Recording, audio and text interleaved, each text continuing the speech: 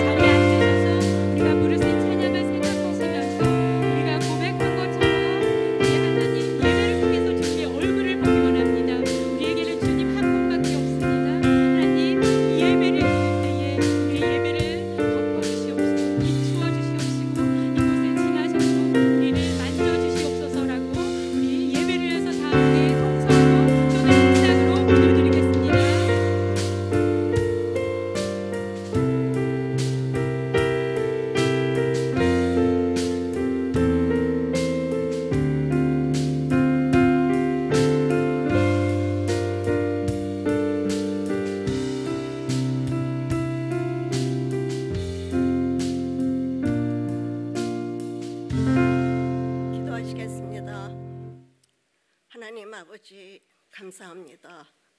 하나님의 꿈을 가진 우리는 최고의 아름다운 주의를 맡게 하신 하나님으로 감사하고, 우리의 마음이 낙심하지 말 것은 오직 예수로 산삼으로 은혜 충만케 하옵소서. 지난 한 주간 고단하고 힘든 시간도 있었지만 그 아픈 순간에도 우리 하나님은 우리의 상처를 만져주시며 위로와 평안의 은혜로 함께 하심에 천국의 가치를 가진 성도로 구원의 기쁨을 빼앗기지 않게 이 시간 주의 힘을 얻게 하옵소서. 함께 세우신 에덴교회 하나님을 갈망하며 가난한 마음이 흐르게 하옵소서. 임재하신 예수님을 높이며 예배로 생명 얻게 하옵소서.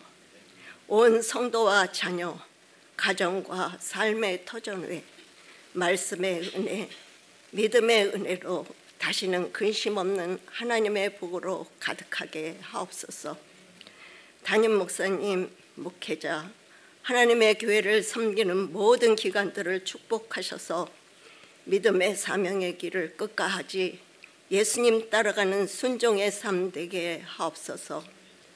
다음 세대를 위해 교육관 건축에도 모든 성도들의 관심과 기도 가운데 하나님의 시간에 이루어지게 하옵소서.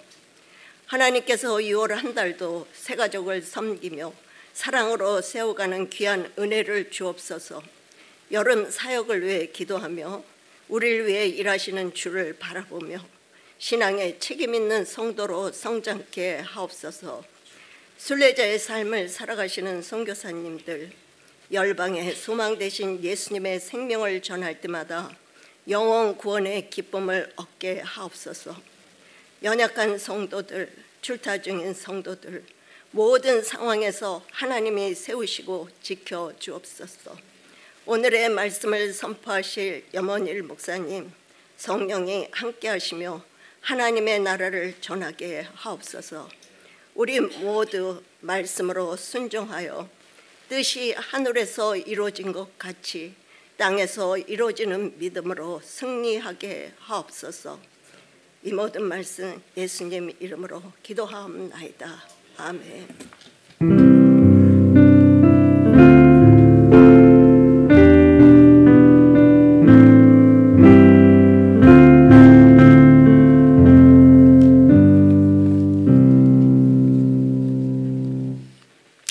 할렐루야. 아멘. 오늘 우리 하나님 말씀 듣기 전에 같이 교회 소식 먼저 나누고 그리고 하나님 말씀 같이 듣도록 하겠습니다. 이번 주가 저희가 선교주일로 선포를 하진 않았지만 이번 주에 저희가 우리 염원일 목사님, 우리 사모님 모시고 같이 이렇게 또 말씀 듣는 귀한 시간 되겠습니다. 일단 말씀 드리기 전에, 말씀 전하시기 전에 다시 한번 광고 드리고요. 자, 다른 소식은 오늘부터 새가족 교실이 있습니다. 주보에는 다음 주부터라 되어 있는데 오늘부터입니다. 오늘부터 자세한 일정은 주보 이제 속지에 보면 나오는데요. 4번에 걸쳐 있겠습니다. 2부 예배 후에 장소는 주차장 넘어 그 옛날에 영화실 우리 사택에 붙어 있는 그 옆 룸으로 그렇게 하겠습니다. 그래서 오늘 12시 15분부터 50분까지 식사 포함하면서 같이 새가족 교실 4차례 받게 되겠는데 명단이 이렇게 나와 있습니다. 명단 한번 확인해 보시고요. 또 명단에 빠지신 분들 있으시면 또 말씀해 주시기를 바라고, 혹시 오늘 새로 오신 분 중에서도 같이 참여하고 싶으신 분들은 참여하실 수가 있겠습니다. 또 찬양팀 모집하고 있고요. 그리고 우리 제3여전도에서 우리 성전건축 기금 마련을 위한 반찬 세일을 역시 이것도 다음 주에, 이번 주 준비하셨다가 다음 주에 하게 되겠습니다. 우리 성경 읽기 오늘부터 오후 2시부터 4시까지 그렇게 다시 시작을 하게 되어집니다. 또 1:1 제자 양육은 저희가 6월 한 달 동안 모집하고요. 7월부터 18주 다시 시작하는 것으로 하겠으니 희망하시는 분들이 김엘렌 장로님에게 또 문의하시고 말씀해 주시면 되겠습니다. 우리 건축위원회에서 지난주 광고 드렸습니다마는 여러분 새벽 예배 때마다, 여러분 기도하실 때마다 또 관심을 가지시고 이렇게 꾸준하게 기도해 주시고 참여해 주시면 감사하겠습니다. 바이올린 교실과 훌라 교실 계속 이어지고 있습니다. 다른 소식들 여러분 주보를 보시기 바라고요.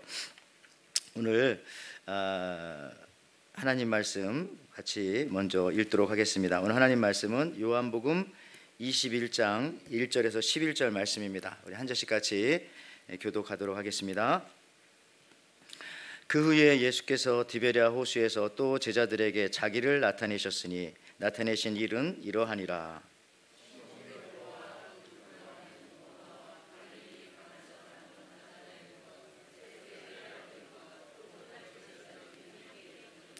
시몬 베드로가 나는 물고기 잡으러 가노라 하니 그들이 우리도 함께 가겠다 하고 나가서 배에 올랐으나 그날 밤에 아무것도 잡지 못하였더니 새갈 때에 예수께서 바닷가에 서셨으나 제자들이 예수인 줄 알지를 못하는지라. 예수께서 이르시되 얘들아 너희에게 고기가 있느냐 대답하되 없나이다. 이르시되 그 배 오른편에 던지라. 그리하면 잡으리라 하시니 이에 던졌더니 물고기가 많아 그물을 들 수 없더라. 예수께서 사랑하시는 그 제자가 베드로에게 이르되 주님이시라 하니 시몬 베드로가 벗고 있다가 주님이라 하는 말을 듣고 겉옷을 두른 후에 바다로 뛰어내리더라. 육지에서 거리가 불과 한 50칸쯤 되므로 작은 배를 타고 물고기 든 그물을 끌고 와서 육지에 올라와 보니 숯불이 있는데 그 위에 생선이 놓였고 떡도 있더라. 예수께서 이르시되 지금 잡은 생선을 좀 가져오라 하시니 같이 읽습니다. 시몬 베드로가 올라가서 그물을 육지에 끌어올리니 가득히 찬 큰 물고기가 153마리라. 이같이만 그물이 찢어지지 아니하였더라. 아멘. 오늘 이 시간에는 우리 일본 선교사님으로 또 현지에서 이따 말씀 듣겠지만 30년 넘게 그렇게 사역을 하시는 우리 염원일 선교사님, 그리고 우리 뒤에 우리 김정영 우리 선교사님 그렇게 오셨습니다. 우리 박수로 먼저 환영하시고요. 목사님 말씀 들으시면 알겠지만 아마 5년 전에 저희들 얼굴이 익숙합니다. 그래서 목사님께서 오늘 또 귀한 말씀 전해주시고요.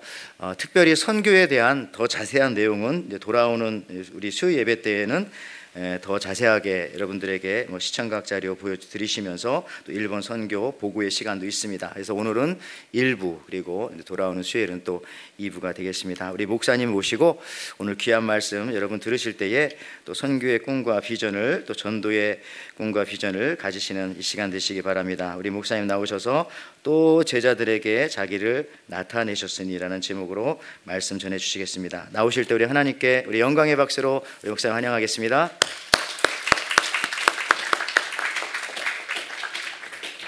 네, 기도드리겠습니다. 할렐루야. 살아계신 우리 주님, 주님의 은혜를 찬양합니다. 놀라우신 주님의 은혜 가운데 다시 이곳에 와서 주의 은혜를 증거하게 하시니 감사합니다. 주님, 이 시간에 주께서 홀로 영광 받아 주시옵소서. 부족한 종의 입술을 주장하여 주셔서 전하는 자 듣는 자 함께 성령의 은혜로 충만케 하여 주시옵소서. 예수님의 이름으로 기도합니다. 아멘. 오하이오 고자이마스. 한국말로 설교할 테니까 걱정하지 마십시오. 항상 일본에서 강단에 서면 첫 마디가 오하이오 고자이마스였기 때문에 이걸 해야 좀 스위치가 켜진 것 같습니다. 염원일 선교사라고 합니다. 일본에서 산 지 31년이 되었고요. 지금은 일본 도쿄에서 일본 청년들 중심으로 한 도쿄 그리스 교회를 개척해서 사역을 하고 있습니다. 잠시 예전 자료 제가 찾아봤더니 2019년 6월 16일 정말 딱 5년 전 이곳에서 하나님의 말씀을 증거했던 기록이 있더라고요. 이렇게 5년의 시간이 지나서 다시 한번 이곳 하와이 에덴교회에서 하나님의 은혜를 나눌 수 있는 것은 정말 주님의 정적인 은혜라 생각됩니다. 아침에 이게 들어오는데 이렇게 저에게 이렇게 꽃을 걸어 주셨습니다. 이 꽃 향기가 너무 아름다운데요. 이런 꽃을 매일 먹고 사시는 하와이 분들은 정말 행복하시겠어요. 아니신가요? 이게 일본에서 맡아보지 못한 꽃향기가 너무 이게 앉아서 찬양 드는데 이 꽃향기와 아름다운 찬양이 겹쳐지니까 주님 이대로 좋겠습니다 이런 생각이 들 정도 너무 아름다워 감사합니다. 우리 하와이 에덴교회 성도님들의 그 기도와 사랑이 여기 담겨 있는 것 같아서 너무 행복하고 감사를 드립니다. 5년 전에 제가 여기서 선교복을 나눌 때는 사실 제 상태가 이렇게 좋은 상태는 아니었습니다. 그때는 제가 건강을 좀 많이 해쳐서 16년간 사역했던 곳을 사임하고 16년 만에 처음 안식년을 그때 가졌었습니다.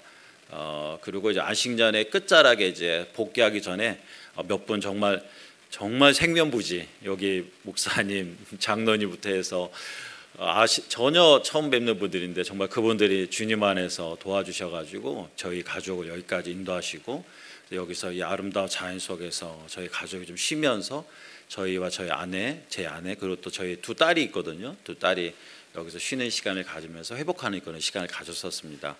그때 시간이 너무 저에게 귀한 시간이어가지고 돌아가면서 비행기 안에서 그런 생각했습니다. 야, 이게 평생 한 번도 오기 어렵다는 하와이 은혜로 왔는데 내가 언제 다시 올 수 있을까 생각했는데 이렇게 5년 만에 다시 오게 될지 몰랐습니다. 이거 정말 주님의 은혜로 생각합니다. 그리고 무엇보다도 지난 5년간 저희를 위해 잊지 않고 기도해 주신 하와이 에덴교회 한 분 한 분의 그런 기도의 응답이라 생각합니다. 오늘 다시 한번 이 자리에서 여러분께 주님께 감사를 드립니다.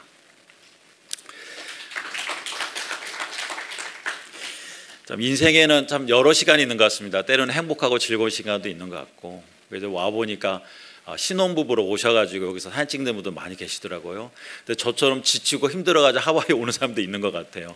근데 돌아보니까 힘들고 어렸을 때가 더 기억이 나는 것 같습니다. 그래서 오늘 이 자리가 더 특별한 것 같습니다. 오늘 그 요한복음 21장 1절 11절 통해서 하나님의 말씀을 중심으로 해서 제가 받은 은혜를 좀 나누고자 합니다. 그리고 원래는 이 안에 제 일본에 대한 이해, 문화, 선교 얘기도 원래 설교에 다 넣었었는데 목사님 보시더니 이걸 다 하기는 어렵다고 그러셔가지고 그거는 따로 수요일날 선교 보고처럼 이렇게 빼 주셨습니다. 그래서 오늘 말씀 중심을 나누고 이제 수요일날 오시면 수요일날은 좀 일본에서 살면서 느꼈던 것, 그리고 일본 선교를 하면서 필요한 것, 혹시 또 주변에서 이게 되게 일본 사람이 많잖아요. 하와이에 일본 사람 잘 이해가 안 된다 이러신 분들 오시면은 좀 일본인들 이해할 수 있는 그런 이제 대화를 좀 수요일 날은 설교로 좀 하려고 합니다. 먼저는 오늘 21장 1절부터 11절의 내용을 이해하기 전에 이 21장이 어떤 것을 우리가 먼저 좀 알아야 됩니다. 보통 성경 학자들은 성경 요한복음은 20장에서 끝났다고 얘기를 합니다. 성경 요한복음 20장이 끝났다가 어느 정도 시간이 지난 다음에 21장이 추가가 되었다고 합니다. 성경에 이렇게 한 번 끝났던 것이 또 다음에 추가된 예는 이게 굉장히 드문 예입니다. 더군다나 그 예수님에 대해서 기록한 사복음서 마태, 마가, 누가, 요한복음에서 요한복음만이 유일합니다. 그래서 저는 늘 이 요한복음 읽을 때마다 그게 궁금했어요. 왜 하나님께서 20장을 한번 끝내셨는데 끝했는데 나중에 또 21장을 붙이셨을까? 하나님이 끝했는데 나중에 야야야 요한 내가 하나 빠뜨린 것 같다 이거 적어라 그러실 분이 아니시거든요. 왜? 하나님은 실수가 없고 정확한 분이신데. 그래서 늘 21장 읽을 때마다 왜 하나님이 21장을 추가하셨나요? 라고 궁금했습니다. 물론 아직도 답은 알 수 없습니다. 그건 언제가 저 천국 가가지고 사도 요한을 직접 만나서 한번 물어봐야지 않은 이상은 알 수가 없을 것 같아요. 근데 저 개인적으로 21장을 계속해서 읽다가 어느 날 하나 깨달은 게 있습니다. 그거 뭐냐면 이 21장에 나오는 제자들은 사실 이 요한복음 20장에서 부활하신 예수님을 만났고 모든 사명도 다 받았던 사람들입니다. 요한복음 20장 21절 읽어보면 유명한 말씀이 있습니다.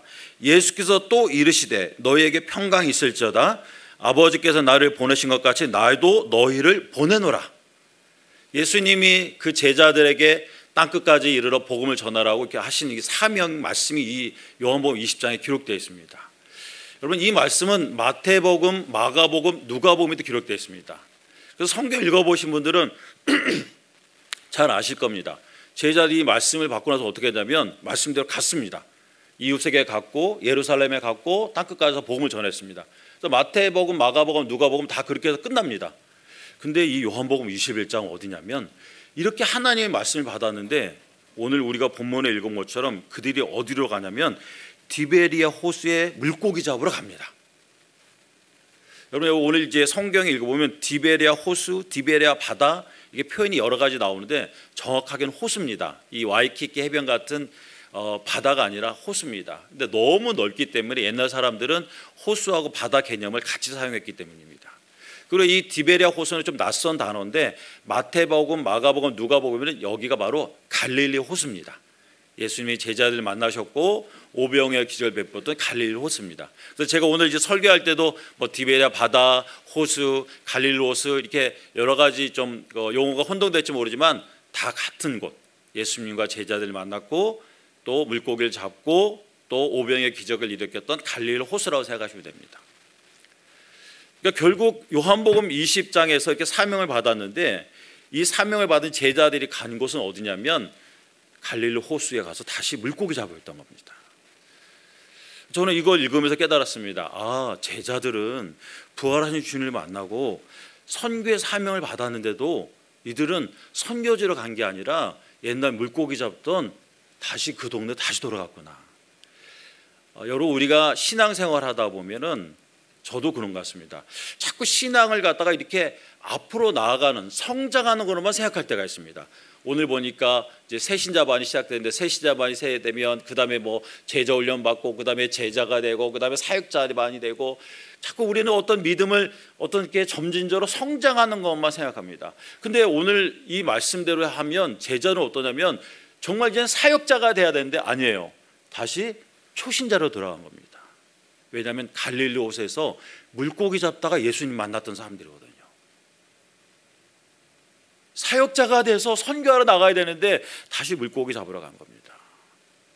거기에 부활하신 예수님이 찾아오신 겁니다. 그래서 저는 요한복음 21장을 제 개인적으로 하나 제목을 붙였어요. 그게 뭐냐면 인생의 정체기에서 만난 예수님, 인생의 태복에서 만난 예수님. 꼭 앞으로만 가지 않고 때로는 앞으로 가야 된다는 거 분명히 알고 있는데 가지 못하는 것. 어쩌면 5년 전에 제가 여기서 설교했을 때 상황이 딱 그랬던 것 같아요. 16년간 사역하고 다음으로 가야 된다는 생각하지만은 몸도 마음도 너무 지쳐서 앞으로 나아가지 못하고 망설이는 모습이 이 요한복음 21장에 있었던 것 같습니다. 그래서 오늘 이 요한복음 21장을 통해서 그렇게 우리의 인생이 정체되어 있는 것 같은, 우리의 삶이 멈춰 있는 것 같은, 아니면 때로는 내 신앙이 퇴보하는 것 같은 상황, 여러분 그때도 주님은 찾아오십니다. 우리가 성공하고 잘할 때만 찾아오신 게 아니라 퇴보하고 정체도 주님 찾아오세요. 그래서 오늘 이 말씀을 통해서 우리의 인생의 정체기, 후퇴기 때 찾아오시는 주님을 만나는 방법에 대해서 두 가지로 정리해서 제 개인적인 은혜와 더불어서 나누고자 합니다. 첫 번째는 그렇게 예수님 찾아오셨는데 예수님인지 알지 못했다는 게 중요합니다. 오늘 성경에 보면은 이렇게 나옵니다. 4절, 날이 새어갈 때 예수께서 바닷가에 서서시다 제자들이 예수이신 줄 알지 못하는지라. 오늘 내용이 이렇습니다. 제자들이 사명을 받았는데 그걸 감당 못합니다. 또 이럴 때 베드로가 나서죠. 나 물고기 잡으러 갈 거야. 예수님 말씀 듣고 보면 가니까 또 제자를 따라갑니다. 거기 도마, 또 나다나엘, 세베대 아들 둘, 그리고 이 성경을 기록한 사도 요한까지 최소한 6명이 따라가서 물고기 잡습니다. 그중에 3명 이상은 원래 어부였습니다. 거기서 밤새 물고기 잡는데 아무것도 잡지 못했습니다. 근데 거기 예수님 찾아오셨습니다. 부활하신 주님이 사명을 잃어버린 제자들을 찾아오셨습니다. 우리가 꼭 어떤 일에 빼어나게 잘해야지만 주님 찾아오지 않습니다. 인생에 힘들고 지치고 낙심되어서 주님으로부터 도망가고자 할더라도 주님은 찾아오십니다. 주님은 그런 분이십니다. 근데 저는 이 본문을 읽다가 부활하신 주님이 찾아오는 것보다 더 놀라운 일을 발견했어요. 그게 아까 말씀드린 것처럼 부활하신 주님을 알아보지 못했다는 겁니다. 여러분, 제자들이 지금 예수님을 알아보지 못했는데요, 예수님과 제자들의 거리는 그렇게 먼 거리가 아닙니다. 오늘 그 성경에 읽어보니까 예수님과 제자들의 거리를 갖다가 약 200규빗이라고 표현하고 있습니다. 그 7절에 읽어보면, 8절에 보면은 불과 한 50칸쯤 됐다라고 하고 밑에 주석에 200규빗이라고 있습니다. 뭐 미국은 그러니까 마일, 한국에서는 미터를 쓰는데 이 200규빗이 고대 쓰던 용어입니다. 이 한 규빗이 어디냐면 이 손가락부터 이 팔굽혀까지입니다. 그 고대 사람들은 이거를 기본으로 사용했습니다. 나중에 이제 예배 끝나고 한번 해보십시오. 이게 사람의 신장 차이는 있는데 이 차이는 별로 없습니다. 이렇게 대보면 거의 비슷합니다. 그래서 옛날 그 창세기에 보면 그 노아가 방주를 지을 때도 기준이 전부 다 이 규빗이었습니다. 약 한 40에서 45cm. 그러니까 이게 200규빗이라는 얘기는 지금으로 따지면 약 한 80m에서 100m 정도입니다. 그저께 와가지고 와이키키 해변 갔거든요. 이게 보니까 정말 그 100m 앞에 있는 사람들이 다 보이더라고요. 여긴 파도가 높으니까 소리가 잘 안 들리겠지만은 갈릴리 호수 또 아침같이 잔잔할 때면은 소리가 충분히 들립니다. 그 정도는 얼굴도 볼 정도입니다. 또 오늘 성경에 보니까 물고기 잡는 제자들을 모셔가지고 예수님이 묻습니다. 얘들아 생선이 있느냐, 배 고기가 있느냐? 이 얘들아는 얘기는 젊은이들 보입니다. 젊은이들아 고기가 있는가 묻습니다. 그러니까 제자들이 대답합니다. 고기가 없습니다라고. 그러니까 예수님이 그다음에 말합니다. 배 오른편에 던지라 그러면 잡을 수 있을 것이다. 그래서 듣고 나서 그물을 내렸습니다. 여러분 그러니까 목소리가 오고 갈 만한 거리예요. 여러분 예수님과 제자는 여기서 제자 처음 만난 게 아닙니다. 3년간 지냈습니다. 저 여기 계신 분 전부 다 5년 만에 뵙습니다. 5년 만에 뵙는데도 정확하게 기억해요. 저를 또 기억해 주시더라고요. 우리 5년 만에 만나도 기억이 납니다. 여러분 3년간 지냈던 예수님을 그 갈릴리 호숫가에서 못 알아봐요. 그것도 대화를 하는데도 못 알아봅니다. 저는 읽어보면서 이것도 기적이다 그 생각이 들었어요. 왜 그들이 못 알아보았을까? 여러 가지 생각이 있겠지만 저는 이거라 생각합니다. 그들은 예수님이 거기에 찾아올 거라 생각을 못했던 것 같습니다. 왜냐하면 요한복음 20장 읽어보면 부활하신 예수님이 제자들 2번 만났는데 2번 다 어디서 만나냐면 문을 걸어 잠근 방 안에서 만났습니다. 왜 문을 걸어 잠고 있었냐면 유대인들의 위협이 두려웠어요. 예수님을 죽였던 유대인들이 자기들도 죽이지 않을까 두려워서 문을 걸어 잠고 있는데 거기에 예수님이 2번 다 찾아오셨습니다. 그래서 아마 제자들은 예수님이 또 찾아오신다면 유대인들이 보이지 않는 유대인들의 눈을 피해서 올 거라고 생각하지 않았을까 개인적으로 그렇게 생각합니다. 근데 공개적인 장소에 온 겁니다. 그리고 또 이 예수님과 제자들의 대화는 이 물고기 사러 온 사람들이 얘기한 겁니다. 지금도 그 갈릴리 호수 가면은 지금도 이 새벽에 그 물고기 잡는 어부들이 있다고 합니다. 그래서 우리도 옛날에 뭐 항구에 가서 물고기 살려면 아침 일찍 가고 오지 않습니까? 그러니까 제자들은 여기 예수님이 찾아올 거라고 생각도 못 하고 있던 겁니다. 근데 거기에 예수님이 찾아오신 겁니다. 그리고 말씀하십니다. 배를 그물의 오른쪽에 내려라. 이때까지도 몰라봤어요. 그걸 내렸습니다. 그리고 언제 알아봤습니까? 오늘 성경 읽어보니까 7절에 6절 7절에 물고기가 많아 그물을 들 수 없더라. 예수께서 하되 그 제자가 배도기에 이르시되 주님이시라. 물고기에 가득 채우고 나서야 주님인지 알았습니다. 저는 이 성경 읽을 때마다 이런 생각이 들었습니다. 참 예수님이 더 어렵게 하시네. 쉽게 하셨으면 죄송합니다. 이 불경스러운 표현. 왜냐하면 제자에게 말씀할 때 이렇게 말씀하시면 얘들아 내가 예수다. 오른편에 그물 내려라. 왜냐하면요 저희들은 기도할 때 주님의 음성을 이렇게 듣기를 원합니다. 뭔가 주님의 음성이 딱 들렸으면 좋겠어요. 아 이게 주님의 사인이구나 그랬으면 특별히 제자들처럼 낙심되고 지쳤을 땐 더더욱 그런 것 같습니다. 제가 그 5년 전에 이 하와이를 방문했을 때 제자들의 모습이 저의 모습이었습니다. 16년간 그 정말 사역을 하면서 힘든 일도 있었지만 정말 기쁜 일도 많았습니다. 일본인 제자들도 세우고 또 교회도 성전 건축도 하고 저는 내심 마음속에 이대로 여기서 이렇게 은퇴하나 보다 생각을 했었습니다. 근데 갑자기 건강상의 문제가 생겨가지고 도저히 거기 제가 감당할 수가 없어서 모든 걸 다 내려놓고 그렇게 안식년에 들어갔고 그렇게 시간을 지내고 마지막 여기 온 곳이 여기 하와이였습니다. 이제 한 달 뒤면 한국에 들어가고 선교와 약속했던 1년이 끝나고 다시 일본으로 가야 되는데 저는 어디로 갈지 아직 결정을 하지 못했습니다. 아니 제 마음속에는 솔직히 내가 다시 선교를 할 수 있을까 마음의 결정을 하지 못한 상태였습니다. 그래서 기도했습니다. 주님 제가 어디로 가야 됩니까? 저는 일본 선교사니까 평생 주님께 일본 선교에 헌신했으니까 일본으로 가겠습니다. 근데 어디로 가야 되겠습니까? 기도했는데 주님이 아무 응답이 없으시더라고요. 그래서 이제 비행기 날짜는 다 되고 여기서 이제 비행기 타고 한국 잠시 갔다가 일주일 뒤에 일본으로 가야 되는데 그때까지 정하지 못했습니다. 제 아내하고 기도하면서 저희가 기도한 게 있었습니다. 우리가 처음 동경에서 한 11년 살았고 그 다음 중소도에서 16년 살았으니까 이제 다음 삶은 좀 더 시골로 가자. 일본은 시골에 가면 교회가 하나도 없습니다. 뭐 교회라는 곳을 들어보지 못합니다. 그래서 시골에 가서 우리의 경험을 사서 그걸 선교하자. 그래서 저희가 몇 군데 일본의 시골에 교회가 없는 곳에 찍어놓고 한 3-4군데서 열심히 기도하고 있었습니다. 그리고 이제 몇 분에게도 이렇게 기도 제목을 드렸습니다. 저희들 기도해 주십시오. 그리고 이제 한국 갔는데 어떤 분이 저한테 전화를 오셨어요. 그래가지고 다음 사역지 어디냐고 그래서 저희가 이제 시골로 가려고 기도하고 있다고. 근데 그분이 저한테 그러시는 거예요. 선교사님 동경 오세요 그러는 거예요. 도쿄로 오세요 그러는 거예요. 도쿄요?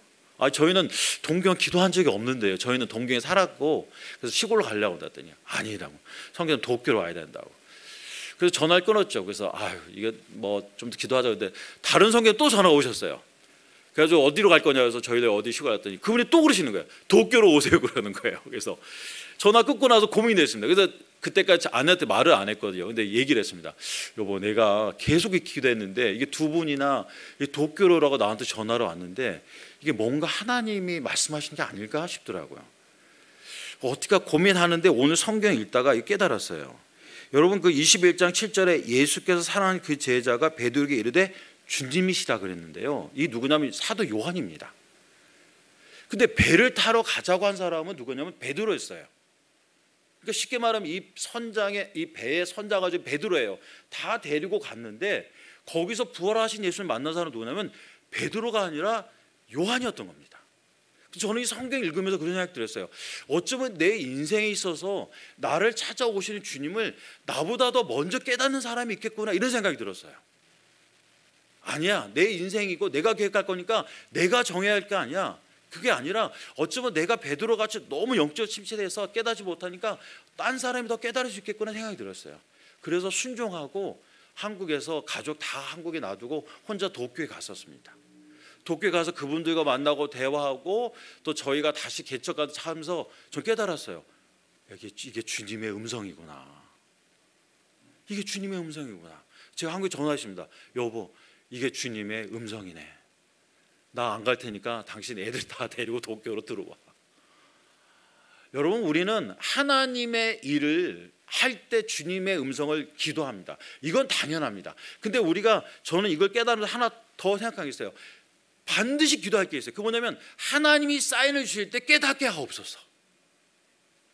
하나님 사인 주십시오라고 하는데 깨닫게 하옵소서라는 사인을 기도하지 않다 보니까 깨닫지 못할 때가 있습니다.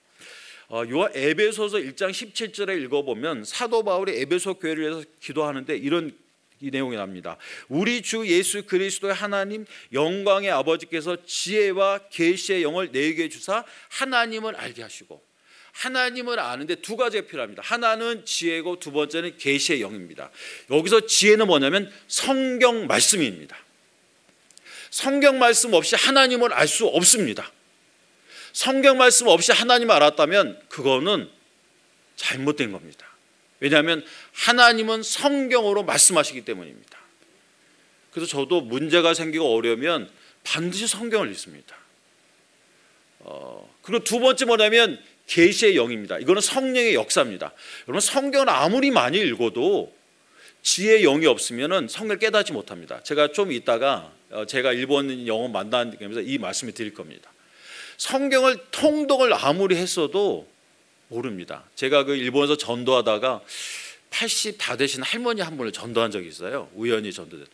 근데 그분을 만났는데 그분이 오셔가지고 저한테 그래, 자기 성경 다 읽었다고 하시더라고요. 일본 할머니인데. 어떻게 읽으시냐 했더니 어느 날 병원에 누워 있는데 뭔가 환한 빛이 비치더래요. 근데 보니까 자기 생각엔 그게 예수님인 것 같더래요. 그리고 어떻게 예수님인지 어떻게 하냐 했더니 자기 생각이 그렇대. 그래서 집에 가셔가지고 성경을 달달달달 읽으셨어요. 그래서 제가 물어보니까 정말 성경 읽으셨더라고요. 성경을 여든 되신 할머니가 기억도 또렷또렷하시더라고요. 근데 들어보니까 내가 복음이에요. 그분 할머니는 내가 복음이야. 성경을 갖다가 다 자기 마음대로 해석하셔. 다 생각해요. 그래서 할머니 그게 아닙니다. 이 말씀 이 뭐니까 그래요. 내가 읽기는 이건데 내가 복음이에요. 그래서 한 몇 개월 동안 이렇게 가게 됐어요. 근데 뭐 이렇게 쉽지 않더라고요. 머릿속에 벌써 내가복음이 계신 분이라. 여러분 성경을 읽고 그다음에 반드시 계신. 그래서 우리는 이 두 가지 같이 해야 됩니다. 이렇게 말씀 듣고 나면 반드시 기도해야 됩니다. 하나님 오늘 말씀 가운데 제게 해주시는 말씀이 무엇입니까? 똑같은 설교를 해도 받은 은혜는 다 다릅니다. 같을 수가 없습니다. 왜? 성령님 우리에게 각자 말씀하시니까. 그래서 일본에 동경 들어갔습니다. 저는 주님 응대라고. 근데 갔는데 얼마 안 돼 곧 후회했습니다. 왜냐하면 저희가 2019년 11월부터 개척을 시작했거든요. 근데 여러분 잘 아시죠? 2019년 12월부터 코로나 팬데믹이 시작됐습니다. 가자마자 올스톱이었습니다. 계획했던 거 다 못했습니다. 애 데리고 갔는데 학교 이제 다니다가 학교도 못 다녔습니다. 일본에 혹시 사신 분들은 아실지 모르겠지만 일본은 오후 5시가 되면 전국적으로 전부 다 방송이 흐릅니다. 그 마을마다 동경 시내 한복판에도 워낙 지진이 많기 때문에 지진 때 비상 그 안내기 위한 방송 시스템이 일본 전국이 되어 있습니다. 그래서 그걸 시험하기 위해서 매일같이 오후 5시가 되면 알람이 울립니다. 음악 소리입니다. 이엔이 가요로 음악이 울립니다. 그리고 이제 안내 방송이 나옵니다. 동경 안에 시골 가면 나옵니다. 어린이들은 집에 돌아가세요. 고도모와 이엔이 가이리 와쇼. 이게 나옵니다. 오후 5시가 되면 일본 전국이 그렇습니다. 코로나 팬데믹 때니까 이게 아침 저녁으로 계속 그게 울리는 거예요. 주일날 예배드리고 그러는데도 띵똥 땡똥 소돈이 데르노와 히카베 때고 다사이 세돈이 데르도 그냥 카나다 마스크 어떻게 때고 다사이. 이 뭐냐면 알아들으시는 분이 계신 것 같아요. 바깥에 나오지 마십시오. 나오려면 마스크 쓰십시오. 일본은 정부의 공식적인 것보다 주변 사람 눈이 더 무섭습니다. 바깥에 나가면 째다봅니다. 막 이렇게 마스크 안 쓰고 나가도 욕 먹습니다. 난데 마스크 쓰게 나이노. 마스크 쓰게로. 예. 마스크 안 하면 뭐죠? 마트도 못 들어가고 차도 못 타고 아무것도 못 합니다. 가가지고 곧바로 오니까 너무 어렵더라고요. 기도해서 주님 제가 잘못 왔나요? 이게 분명히 주님 은혜라 생각했는데 시간이 지나면서 깨달았습니다. 그게 하나님의 은혜였습니다. 왜냐하면 제가 아팠던 게 심장이었거든요. 심장 기능이 너무 떨어져가지고 제가 정상적인 생활을 할 수가 없을 정도였습니다. 근데 코로나 팬데믹이 돼가지고 올스톱 되니까 저도 못 움직이니까 심장이 회복되는 겁니다. 여기 하와이 와서 얘기 들었습니다. 이 코로나 때 자연이 굉장히 많이 회복됐다고. 여기 뭐 공원에 막 닭들이 뛰어다녀서 물어봤더니 닭도 많아졌다고 그러시더라고요. 이 건강이 정말 많이 회복되었습니다. 그 은혜 가운데. 그리고 또 하나는 그 팬데믹 때 움직이지 못했는데 저희가 11년에 동경에 살았기 때문에 동경에 익숙해서 저희들이 좋았습니다. 시골로 갔더라면 낯선 곳에 그랬다면 정말 더 어려웠을 텐데 그래도 생활을 잘 아니까 다니는데도 괜찮았습니다. 그리고 제일 결정적인 거는 그 기간 동안 제가 좀 공부를 할 수 있었습니다. 제가 오늘 이렇게 여러분 앞에 설 수 있었던 이유는 제가 일주일 전에 LA에서 미주 장르신학대학에서 PhD 선교학 철학 박사학위를 받았습니다.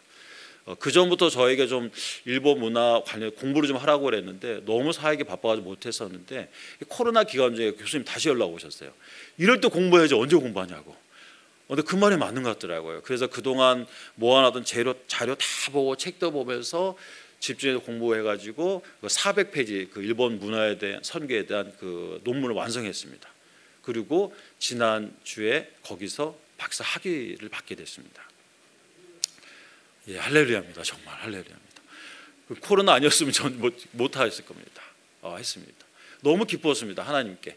제가 했던 그래서 제 논문은 그 문화 인류학적 차원에서 어떻게 일본 문화를 일본 선교에 어떻게 활용할 수 있을까 이런 차원에서 이렇게 있습니다. 물론 우리가 예수를 믿는 건 영적인 겁니다. 우리가 예수 믿고 회개하는 건 영적인 거지만은 문화적 영향이 미치는 건 부정할 수가 없습니다.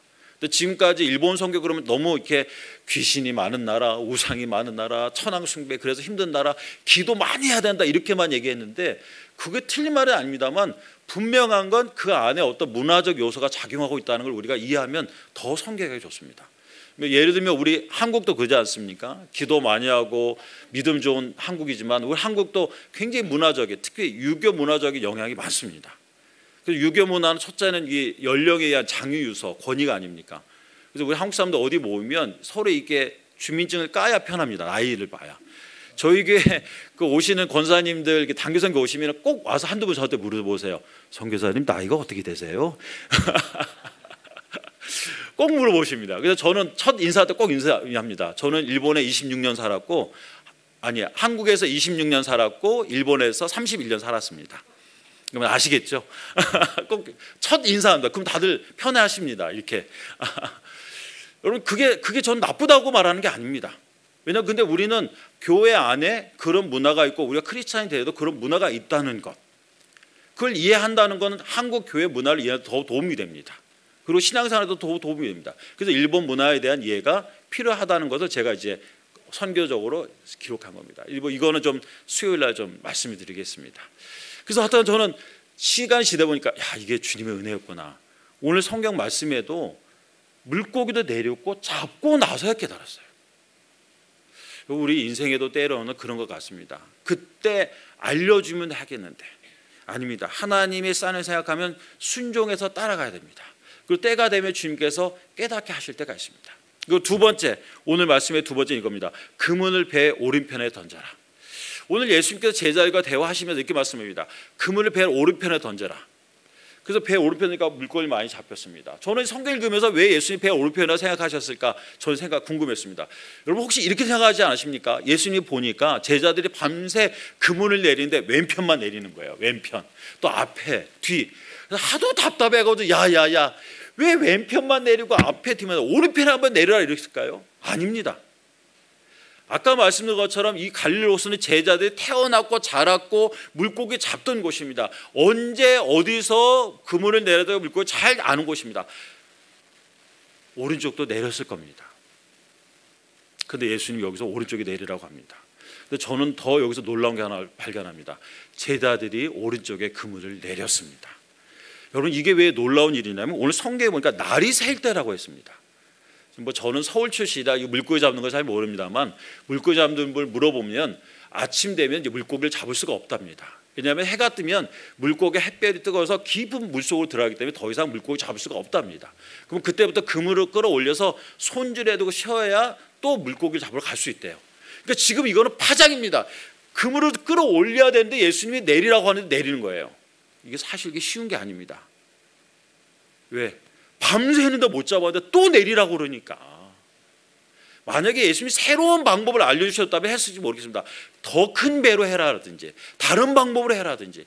여러분 우리도 그럴 때가 있어요. 하나님께서 뭐 이렇게 했는데 응답이 똑같으면 그럴 때요. 하나님 그거 말고 좀 뭐 새로운 방법, 뭐 새로운 거 없나요? 뭐 교회에서 새로운 프로젝트 없나요? 우리 이루고 싶을 때 있어요. 근데 하나님은 또 오른쪽에 내려라. 내렸는데 잡혔어요. 오늘 성경에 보니까 그물이 찢어지지 않았다고 합니다. 이 뜻은 뭐냐면 평상시였으면 찢어졌다는 겁니다. 그만큼 많이 잡혔다는 거예요. 잠언 10장 22절 여호와께서 주시는 복은 사람을 부하게 하고 근심을 겸하여 주지 아니하시느니라. 여러분 우리가 복 받는데 이렇게 기도해야 됩니다. 하나님이 주시는 복 받게 하옵소서. 왜냐하면 세상에 주는 복은 근심이 같이 옵니다. 근심이 같이 오면 우리는 압니다. 그건 복이 화가 됩니다.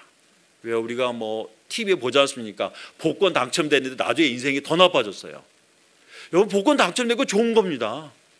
누가 저한테 선교사님 당첨되고 싶습니까? 예, 저 당첨되고 싶습니다. 혹시 여러분 그런 거 원하지 않으신 분들 당첨되고 저 갖다 주십시오. 저 선교에 잘 쓰겠습니다. 그건 좋은 겁니다. 근데 문제는 뭐냐면 하나님이 주신 복이 돼야 돼요. 그래야 그물이 찢어지지 않습니다. 그래야 가정이 괜찮습니다. 그래야 인생이 괜찮아요. 근데 하나님 없는 복을 받으면 그물이 찢어져 버립니다. 그래서 이렇게 건졌어요. 그렇게 많이 잡았어요. 저는 이 성경을 읽을 때 그런 생각이 들었습니다. 하나님 저에게도 이런 축복 좀 해주십시오. 왜냐하면 이 밤새도록 그 그물 내는데 아무것도 못 잡은 그 제자들의 마음이 꼭 일본에서 선교하는 제 마음 같아서 그랬습니다. 여러분 어부가 밤새도록 그물 내는데 한마디 못 잡으면 얼마나 허탈하겠습니까? 선교사인데 일본에서 선교하는데 한 명도 구원받지 못하면 얼마나 힘든지 모릅니다. 여러분 일본 선교는 다들 어렵다고 하시는데 그건 말만 아니라 공식적으로 그렇습니다. 일본의 개신교가 0.4%, 1억 2천만 가운데 캐톨 0.4%, 합쳐서 0.8%, 1%라고 얘기하시는데 그거는 여호와의 증인 통일교회 합쳐야 1%입니다. 0.8%인데요. 그 통계 보면 사우디아라비아가 크리스찬 5%입니다. 파키스탄이 1.6%입니다. 이란이 1.5%입니다. 일본은 선교의 자유가 있는데도 이렇게 어렵습니다. 그래서 어떨 때는 정말 망망대해에서 계속 그물 내리는 것 같아요. 근데 어느 날 하나님 깨닫게 하셨습니다. 야, 네 그물에도 내가 큰 고기 줬다. 오늘 여기 성경에 큰 고기라는데 영어 읽으면 라지 피쉬예요. 사실 그렇게 크진 않습니다. 한 45cm, 50cm 정도 되는데 워낙 다른 물고기 잡으니까 이게 크게 잡혀서 라지 피쉬라고 하는데요. 그래서 그 하나님 제게 언제 큰 물고기 주셨어요? 근데 진짜 제가 잡은 기억이 있습니다. 제가 말씀드리겠습니다. 제가 그 캠퍼스 전에 주로 해서 젊은이들 전도하러 가는데 어떤 캠퍼스 전도를 하다가 어떤 한 남학생을 만났습니다. 대학교 3학년 남학생을 만났어요. 근데 걔 인상이 좋고 저 한국에서 왔다고 얘기하고 이렇게 했습니다. 그래서 너 다음 주에 혹시 나 한 번 더 만날 수 있겠냐? 괜찮다고 하더라고요. 그래서 가서 또 만나서 또 얘기하고 이렇게 그래서 몇 번 만났습니다.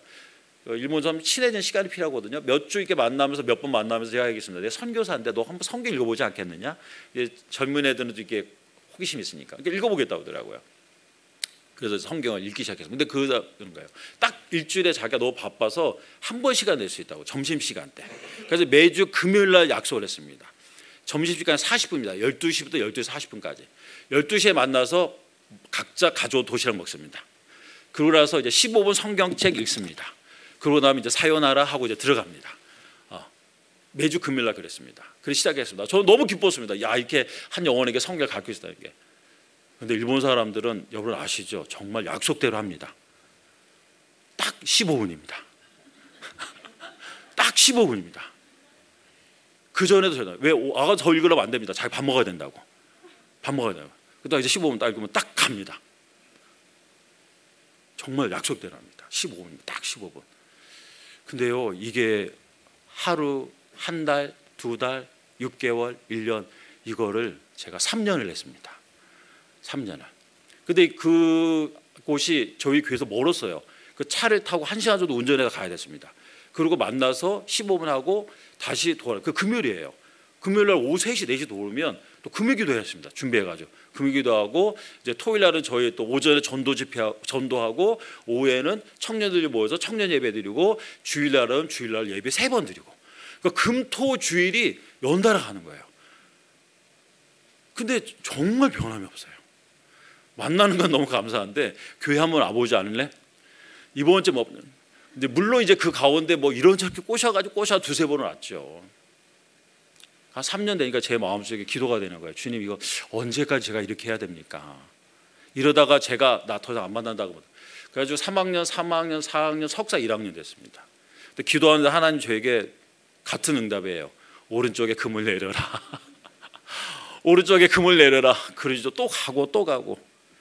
그러다가 3년 지났을 때 이런 일이 있었습니다. 성경 말씀에 그 마가복음, 목사님 좀 더 해도 되겠습니까?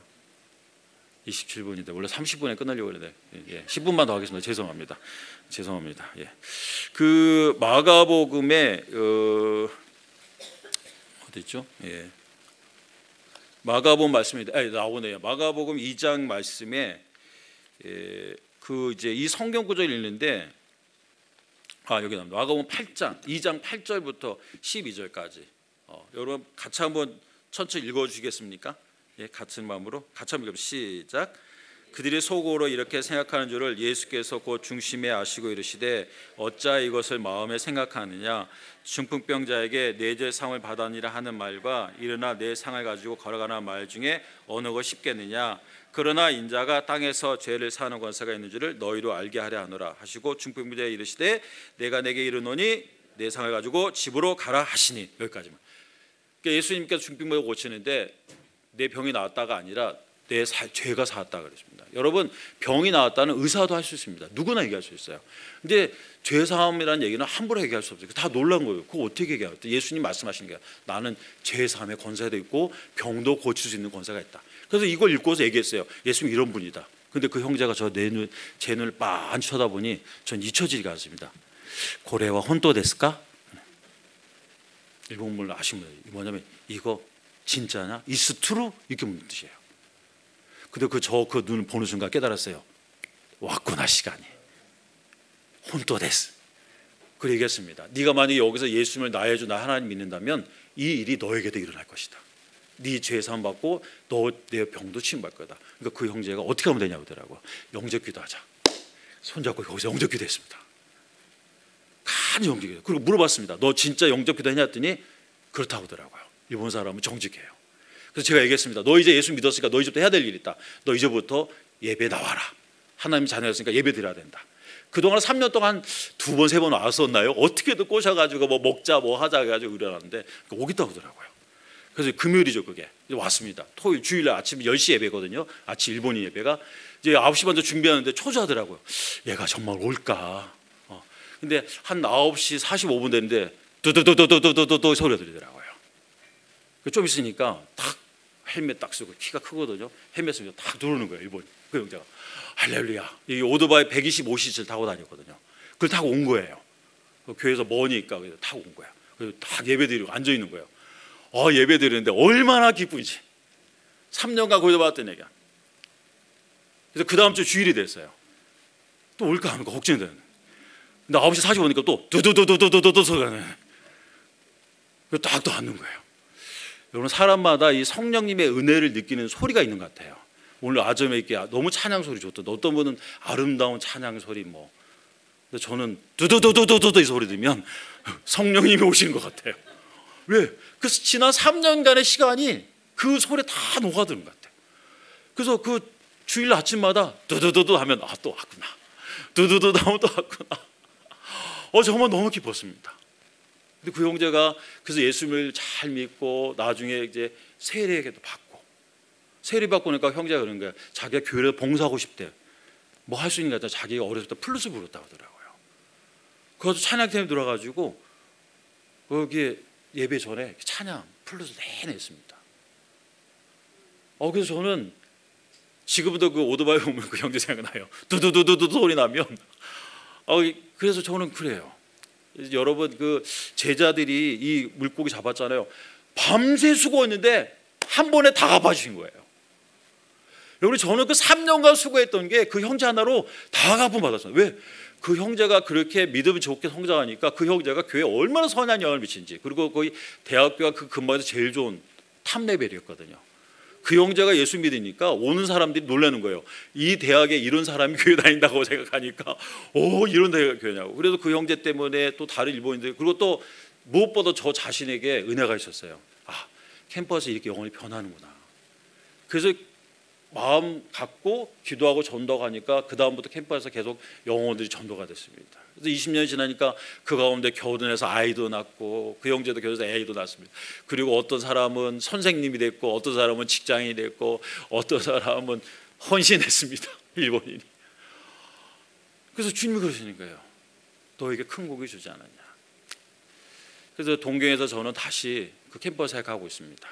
뭐 예전만큼 이제 너는 이제 나이 차이가 있으니까 가면은 좀 어렵지만은 그래도 주님이 저에게 말씀하십니다. 내 오른편에 금을 내려라. 그 물고기는 내가 잡게 하겠다. 하나님께서 우리에게 주시는 말씀 가운데 우리 이런저런 상황 때문에 핑계대고 자꾸 안 할 때가 있습니다. 그러나 주님은 우리에게 변함없는 말씀을 하나 주십니다. 그게 고린도서 15장 38절입니다. 그러면 내 사랑하는 형제들아 견실하며 흔들리지 말며 항상 주의 일에 더욱 힘쓰는 자들 되라. 이는 너희 수고가 주 안에서 헛되지 않은 줄 알미라. 주님은 저렇게 말씀하십니다. 항상 오른편에 그물을 내려라. 그 젊은 자들에게 복음을 전하라. 너희 수고가 주 안에서 헛되지 않으라. 여러분 오늘 이 성경에 너희 수고가 헛되지 않은 줄 알다 그러면 이거 정말 힘듭니다. 왜? 우리는 인생에 헛된 수고가 너무나 많아요. 애써서 수고했는데 돈만 날리는 경우가 많아요. 사람 날리는 경우도 많아요. 근데 성경 말합니다. 주 안에서 헛되지 아니하리라. 우리는 주 안이 언제인지 모릅니다. 주 안이 언제인지 몰라요. 저는 그 3년간 하나님만 믿고 기도하면서 했던 것이 정말 주 안에서 하나님이 응답해 주신 정말 놀라운 참이었습니다. 저는 다시 이제 이번 주 목요일 날 동경에 들어갑니다. 저희를 위해서 사진 못 보여드렸네. 이제 모르니까 제가 게다가 그 좀 저희 사역을 이해하실 수 있도록 잠깐 사진 몇 장 준비했습니다. 제와 제 아내 아오야마 대학이라는 곳에서 모임 끝나고 나서 저희 교회 이름이 도쿄 그레이스 교회인데요. 마침 학교에서 축제 이름이 그레이스여서 찍었습니다. 저희 교회 경관이 아닙니다. 오해하지 마십시오. 다음 저희 교회에 모여 보여드리겠습니다. 저희 교회입니다.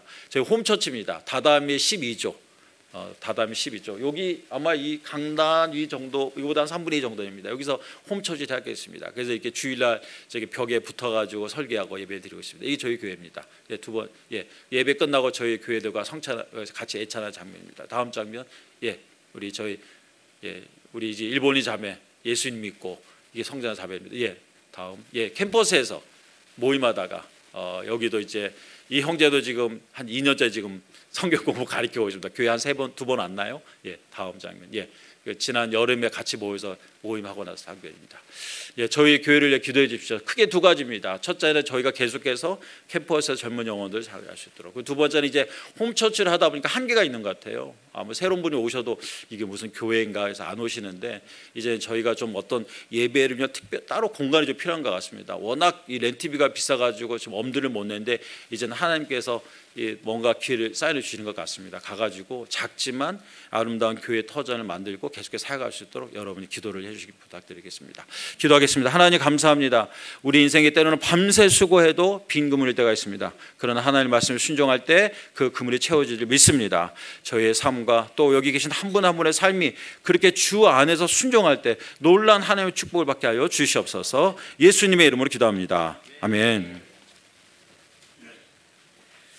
귀한 말씀 감사드리면서 우리 들은 말씀 생각하시면서 우리 찬송가 90장 주 예수 내가 알기 전 같이 찬양 드리겠습니다.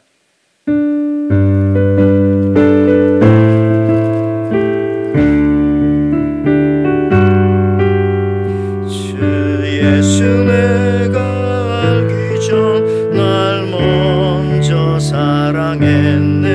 그 크신 사랑 나타나네. 영원 거듭났네. 주 내 맘에 늘 계시고 나 주의 안에 있어. 저 포도 비유 같으니 참 좋은 나의 친구.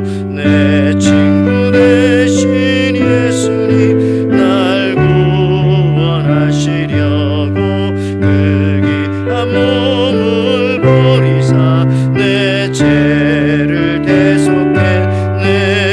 나 주님을 늘 믿으며 그 손을 의지하고 내 몸과 마음을 바쳐서 끝까지 충성하리. 우리 일어나서 부르겠습니다.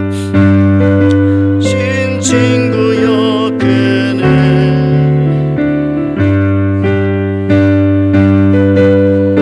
마시고 내 맘에 내옵소서. 풍성한 참 사랑을 능히 끊을 소냐. 날 구원하신 예수 참 좋은 나의 친구. 아멘. 우리 이 시간에 우리 목사님께서 나오셔서 우리 헌금을 위해서 기도해 주신 것과 동시에 저희들을 위해서 축복 기도 해 주시면서 우리 예배를 마치도록 하겠습니다. 사랑이 많으신 하나님, 주님의 은혜에 감사드립니다. 오늘 여기 주님 주신 은혜와 사랑에 감사드려 정성껏 드리는 헌물을 받아 주시옵소서. 주님, 하나님 나라에 사용하여 주시옵소서.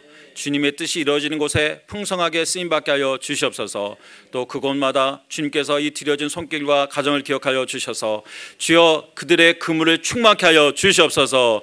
그물이 찢어지지 않게 하여 주시옵소서. 주님 주시는 복으로 말미암아 가정과 그 사업이 또 하시는 모든 일이 축복되게 하여 주셔서 하나님을 증거하고 하나님을 나타내는 귀한 그런 가정과 또 한 분 한 분 되게 하여 주시옵소서. 여호와는 내게 복을 주시고 너를 지키시기를 원하며 여호와는 그 얼굴을 내게 비추사 은혜 베푸시기를 원하며 여호와는 그 얼굴을 내게로 향하여 드사 평강 주시기를 원하노라. 이제는 우리 주 예수 그리스도의 그 크신 은혜와 하나님 아버지의 크고 놀라우신 사랑과 성령님의 감화감동 충만케 하신 그 은혜가 오늘 이 자리에 모인 자들 위해 또 우리의 가족과 친구들 위해 에덴 교회와 또 도쿄 그레이스 교회에 모두 기도하고 준비하는 것 위해 이제부터 영원토록 함께하여 주시옵기를 간절히 축원하옵나이다. 아멘.